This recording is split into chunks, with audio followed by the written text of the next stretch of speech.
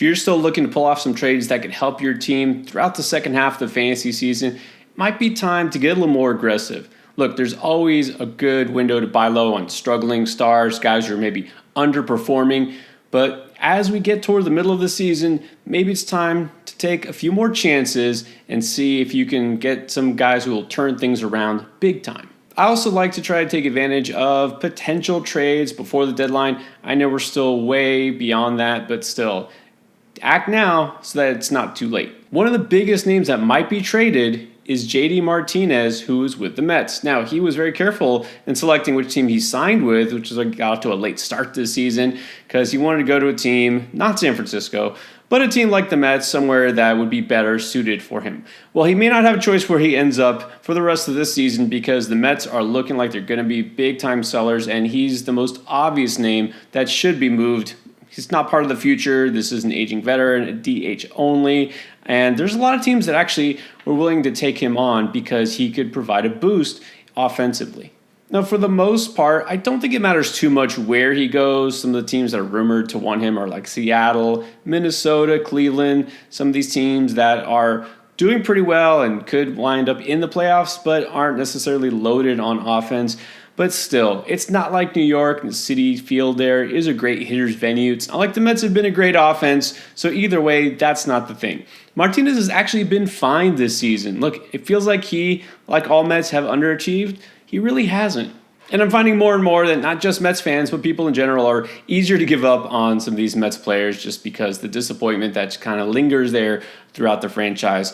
Look, his batting average right now at 267. This is right on par where it's been. Last year, he wound up with a 271 batting average. The year before, 274. So as far as batting average, fine.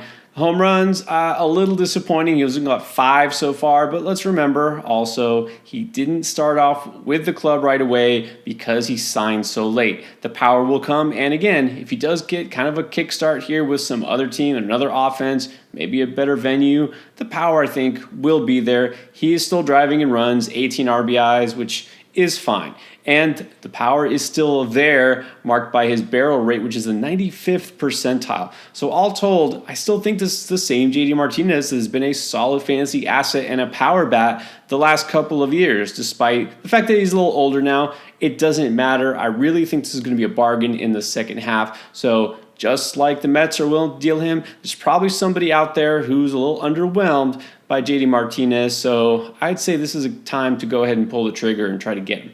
Another power bat that's definitely been underwhelming is Christopher Morel of the Cubs. Well, he just hit a home run tonight, his 13th home run of the season.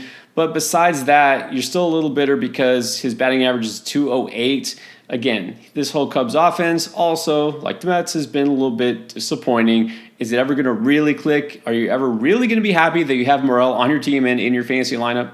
Well, there are some signs here, not just that he's been a little bit better over the past few days, but he is one of the biggest underachievers in terms of expected stats compared to his actual stats. Just as far as that batting average, 208 is pretty bad, but his XBA is 262, which is still pretty solid because, again, you're not counting on him to hit 300, you're counting on that power. And the power has still mostly been there. But he's also underachieving on his slugging rate by almost 100 points compared to his X-slugging, so there's still room for improvement there as well. And I do like the fact that he's still hitting cleanup in that offense every single day. Get some pieces back. There's just been a lot of injuries back and forth there. Suzuki missed time. Swanson has missed time. Horner's still missing time. Look, if this Cubs offense does click and it all comes together, Morel's going to be a key part of it. And I hear the argument about the expected stats. You look at the leaderboard and you see guys like Andrew Benintendi and Edward Olivares. No, we shouldn't care about them. Look, I don't care about them either. Sure, they might get better, but they have no relevance in fantasy. But Morel does, because it's not just about the batting average, it's also the power. Look, it's not that I care about every guy on that list, but when there's a player with the talent and the situation like Morel, who does seem like he can and should improve, yes, I will take notice of that. Now, on the pitching front, it's a little harder to really decide what to do with a guy who's had a couple of bad starts. I know that tends to panic some people. Let's look at the whole body of work. Well, if you look at Brandon Pfaadt for Arizona, you might just get confused. I mean, it really has been a roller coaster of a season for Pfaadt.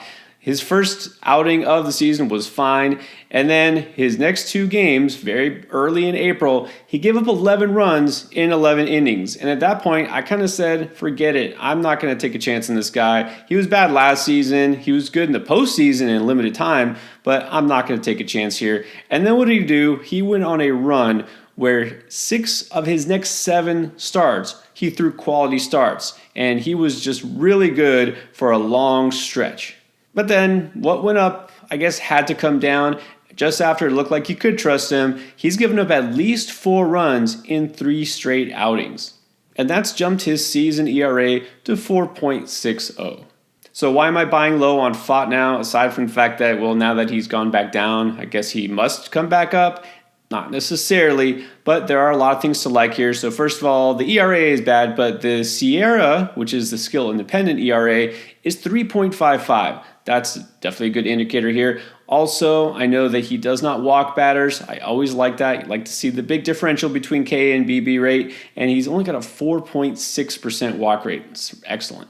The real bugaboo for him has been the home run ball. In fact, just his last start gave up 3 home runs. He's given up 10 on the season in 13 starts. Now, his home run over fly ball rate isn't really that high, so I don't think we can necessarily expect regression there. He is mostly a fly ball pitcher. He will still tend to give up some home runs, but other than his last start, he really hadn't been giving them up in bunches.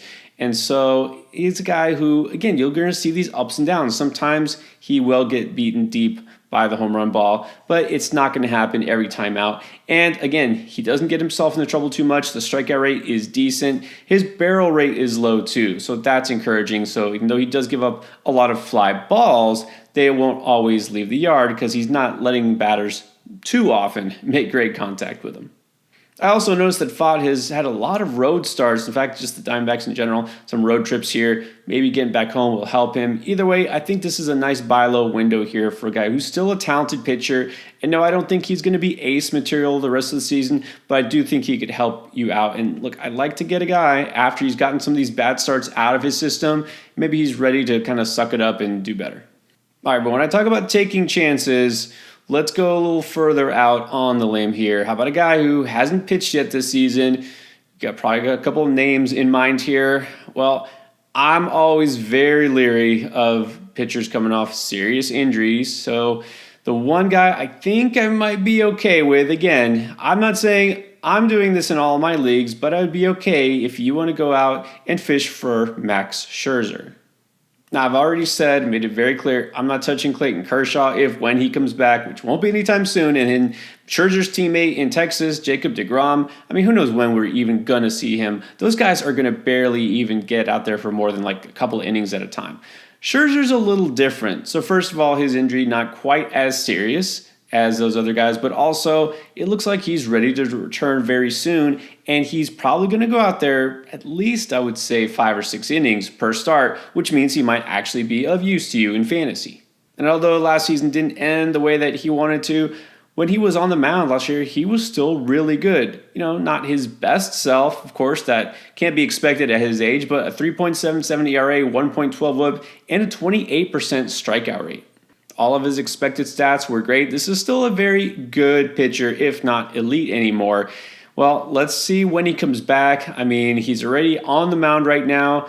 Late June might be wishful thinking, but if you can get him in July, get him anytime before the All-Star break, hey, this is worth trying to make a move for right now. You know, I understand that if someone did draft or stash Scherzer, you know, they're probably going to just wait for him to come back. They might need something more than you want to give up, you know, in order to move him. So again, I'm only going to say make this move if it is truly a buy low. Offer up a guy who has been, you know, maybe kind of lucky lately, a guy you picked up as a streamer who's been doing well.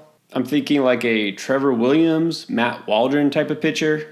I'm not giving up a promising young arm like Luis Gil or Jared Jones, even if I feel like those guys are due eventually to maybe see their innings cut off or just see some negative regression. I'm still not trading those guys for an old injured veteran like Scherzer. But hey, like I said, buy low. If you need some help in pitching, maybe you can give up a bat, an extra bench bat that you have. Hey, it might be worth it. And then sticking in Texas, this might be just way too optimistic here, but I'm starting to feel like if you want to take a shot on Wyatt Langford, maybe this is the time. Now, he is available in a fair amount of leagues, understandably, because he wasn't very good so far this entire season, and then he got hurt. But, he's mostly owned 3/4 of fantasy leagues. He is on a roster, and in most competitive leagues, he is out there somewhere on somebody's bench. So I would just say this. If you're looking for the potential for some upside, and I don't really have a whole lot of hard stats to back up that he's all of a sudden ready to pop off. I mean, he's doing better in June. He's hitting 286. He's had a couple of multi-hit games. I mean, he's looking better than he did in April, I guess. But, look, we're still waiting on the power here. It's got to come around. His speed is excellent. Just hasn't really shown it yet. The talent is there. The situation is there. I know this sounds like a broken record. I would just say this is the type of player worth investing in. We'll see if it happens. If it doesn't happen this season, oh well. But if you get ahead of it before it does happen, then you will be glad if Wyatt Langford does finally show up for his rookie season. You'll also be glad if you get ahead of the game and stash some of these prospects before they break out. Every week, doing Beat the Breakout so that you know who to grab before they are valuable in fantasy.